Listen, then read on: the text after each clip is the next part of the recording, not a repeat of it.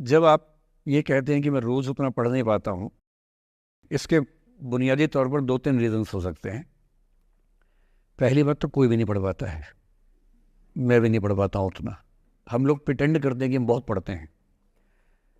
ईमानदारी की बात है कि मैं आज तक कभी भी 1 घंटे से ज़्यादा एक साथ नहीं पढ़ पाया हूँ, और मैंने ठीक-ठाक पढ़ाई की है वैसे, है ना? आप भरोसा कर सकती हैं इस बात पे। एक तो अपने आस-पास ऐसे लोगों से बचिए जो बार-बार दबाव बनाए कि मैं तो बहुत पढ़ता हूँ, तू कितना पढ़ती है? आप कितने घंटे का टारगेट लेके चल रहे हैं, एक प्रॉब्लम ये भी हो सकती है। आपकी उम्र में कॉलेज के अलावा अगर आप 3-4 घंटे पढ़ लेते हैं तो पर्याप्त है।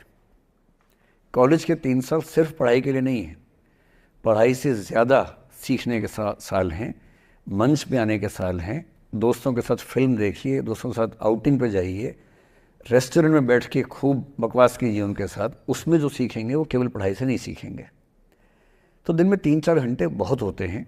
और बाकी मैं एडवाइस करता हूँ बच्चों को कि बहुत सारी एक्टिविटीज़, जिसमें से एक एक्टिविटी चाय की दुकान पे दोस्तों के साथ बैठना, 1 घंटे बात करना भी शामिल है।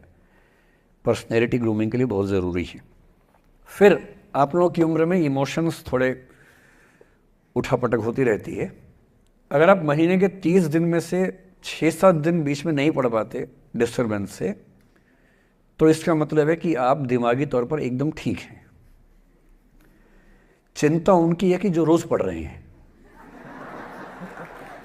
इसका मतलब वो अपनी उम्र में जी नहीं रहे, वो किसी और उम्र में जी रहे हैं। तो ठीक है, कभी कभी डिस्टर्बेंस आएगी, उसको एंजॉय कीजिए। डिस्टर्बेंस बस सुंदर प्यारी होनी चाहिए, इतना ध्यान रखिए, है ना? जिसकी वजह से नींद उड़ी हुई है वो अच्छा होना चाहिए, बाकी तो ठीक है। नमस्कार सर। नमस्कार। सर, मेरा नाम रश्मि श्रीवास्तव है और मैं यहाँ हिंदी ऑनर्स द्वितीय वर्ष की छात्रा हूँ। सर, सबसे पहले तो मैं आपको बहुत बहुत धन्यवाद देना चाहूँगी सर। आपसे मिलकर बहुत अच्छा लग रहा है मुझे और ये मेरे लिए बहुत बड़ी सौभाग्य की बात है। सर, मेरा प्रश्न है आपसे कि सर, मेरे साथ ऐसा हुआ कि मैं बचपन से बहुत अच्छी स्टूडेंट रही और सर मेरी ज़िंदगी में ऐसा एक वक्त आया जब मुझे 2 बार असफलता का सामना करना पड़ा और सर तीसरी बार मैं सफल हुई, परंतु सर आज भी वो डर मेरे मन से नहीं जा रहा है। अभी भी मैं उसको फेस नहीं कर पा रही हूँ कि मैं कैसे फेल हो गई।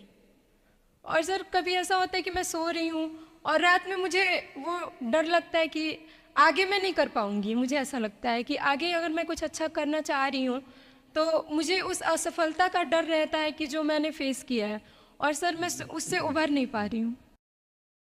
मतलब मेरे ख्याल से ये असफलता आपसे ज़्यादा आपके माहौल की, आपके पेरेंट्स, आपके टीचर्स की है कि उन्होंने आपको, मतलब कुछ बच्चे अपने आप से इतनी उम्मीद पाल लेते हैं कि फेलियर झेल नहीं पाते। आप वैसे बच्चों में हैं।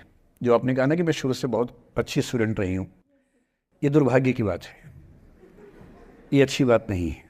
मैं नहीं चाहता कि बच्चे अच्छे स्टूडेंट बने। अच्छे स्टूडेंट का मतलब जो बहुत पढ़ाकू किस्म के होते हैं, सीधे स्कूल से घर, घर से स्कूल, घर में घुसते ही होमवर्क करना शुरू किया, वैसे बच्चे ज़िंदगी में बड़े परेशान रहते हैं। बच्चों को होना चाहिए छटा हुआ टाइप का, शरारती, बदमाश, मतलब काम भी करें स्कूल का, लेकिन बेसिकली आपको स्मार्ट होना है, कॉन्फिडेंट होना है। पढ़ाकू होने से ज़िंदगी बहुत अच्छी नहीं चलती है। ज़िंदगी के लिए ना व्यक्तित्व चाहिए। हुआ क्या आपके साथ, आपको बता दिया गया कि अच्छा बच्चा वो है जो पढ़ता है, होमवर्क करता है, आपने वो सब किया। तारीफ़ें आपकी इतनी हुई होंगी कि बेटा तुम तो कुछ भी कर दोगी, आपको भरोसा हो गया कि मैं कुछ भी कर दूंगी। लेकिन ऐसी ऐसी तारीफ़ें हर गांव, हर मोहल्ले में कई बच्चों की हो रही थी। जब उन सब में कंपटीशन हुआ तो कुछ सफल हुए, बहुत सफल नहीं हो पाए। तो जो सफल नहीं हो पाए उनको बहुत बेचैनी हुई। आपका सौभाग्य है कि अब तीसरी बार में सफल हो गई। कई ऐसे लोग हैं जो कभी सफल नहीं हुए ज़िंदगी में, उनको भी तो जीना है। तो मैं एक ही बात कहूँगा, अपने आप से उम्मीदें कम कर लीजिए। और ये आसान नहीं होता है। इसका तरीका ये है कि 1-2 ऐसे अच्छे दोस्त जो अच्छे भी हैं, दोस्त भी हैं, और बहुत उम्मीदें ना रखते हैं, ना आपको रखने देंगे अपने आप से। डायरी लिखने से लेकर कुछ अच्छे उपन्यास पढ़ना, अच्छी फिल्में देखना, जो आपको सहज होना सिखाएं, न कि महान होना सिखाएं। महानता से बड़ा कोई रोग नहीं है, इस चक्कर में नहीं पड़ना है। सामान्य होना है। असली जद्दोजहद सामान्य होने की है, महान होने की नहीं है। सहज होना है। तो अपने आप से क्या कहना, रोज़ कहना है कोशिश पूरी करूँगी, सफलता मिल गई तो बढ़िया, नहीं तो क्यों डरे, ज़िंदगी में क्या होगा, कुछ ना होगा तो तजुर्बा होगा, और भाड़ में जाए सीधी सी रात। नमस्ते सर। सर मेरा क्वेश्चन थोड़ा सा इनसे अलग है। सर जैसे आपने कहा कि लेट गो करना चाहिए, लेकिन क्या करना चाहिए? लेट गो हाँ, करना चाहिए। हमने भी ये चीज़ सुनी है कि जिसके नसीब में जो लिखा होता है एक दिन उसे वो मिलता ही है, तो उसके लिए हमें परिश्रम करना चाहिए। तो सर एक इनके बीच में क्या एक थिन लाइन नहीं है कि हमने सोचा जैसे 71st डे पर मुझे ऐसा लग रहा है कि अब मुझसे और नहीं होगा, अब मैं नहीं करूँगी, माना कि वो गिव अप भी कहा जाता है, लेकिन अगर मेरे नसीब में है कि नहीं यार कल ये तुझसे हो जाएगा, अगर मैं कोई भी टास्क कर रही हूँ कल ये कंप्लीट होगा, लेकिन मैं सोचूँ नहीं मेरे से ये प्रेशर नहीं हो रहा, I should let go this, I should start some other thing, तो क्या ये मुझे लेट गो करना कभी रिग्रेट नहीं कर सकते क्या लाइफ में, यार एक दिन और ट्राई कर लेते तो शायद मिल ही जाता? देखिए, जो नसीब का मामला है, मेरे ख्याल से आपकी उम्र में नसीब को नहीं मानना चाहिए। दुनिया में किसी को नहीं पता कि नसीब है या नहीं, और है तो कितना है। सब तुक्का लगा रहे हैं, मैं भी तुक्का लगा रहा हूँ, ठीक। जो हार जाता है ना, उसको तसल्ली देना बहुत ज़रूरी है, वरना वो जी नहीं पाएगा। और पराजित व्यक्ति को तसल्ली देने के लिए सबसे अच्छा शब्द है नसीब, भाग्य, नियति, बहुत ज़रूरी है। और इसलिए एक उम्र के बाद गीता का सार पढ़ना बहुत ज़रूरी है। समझना पड़ता है कि सब कुछ हमारे हाथ में नहीं होता है, सच में नहीं होता है, पर इसका मतलब ये भी नहीं है कि सब कुछ किसी और के हाथ में होता है। अगर ऐसा होता तो बिना मेहनत करने वाले आईएएस बन जाते या कुछ भी बन जाते। ये हो सकता है कि आईएएस बनने के एग्ज़ाम में 10 ने मेहनत की, उनमें से 8 का हुआ, 2 का नहीं हुआ, पर यह नहीं हो सकता कि एक आदमी ने मेहनत नहीं की तो उसका आईएएस हो गया। बिना मेहनत के तो नसीब भी नहीं मिलने वाला है। इसलिए ये मान लीजिए कि कुछ ना कुछ चीज़ें हमारे कंट्रोल में नहीं हैं, लेकिन जितना कंट्रोल में है उस पर पूरी ताकत लगाएंगे, पूरा डिसिप्लिन रखेंगे, तो हम अपनी किस्मत सबसे अच्छी लिख पाएंगे। सबसे अच्छी मतलब बाकियों से नहीं, मेरी जितनी अच्छी हो सकती है उतनी अच्छी लिख पाएंगे। और इसलिए अगर आपको लगे कि मैं नहीं कर पाऊंगी कोई काम, तो उसको गिव अप ही कहते हैं। लेट गो का मतलब तब होता है जब आप मन भर चुका है, अब उसकी ज़रूरत महसूस नहीं हो रही।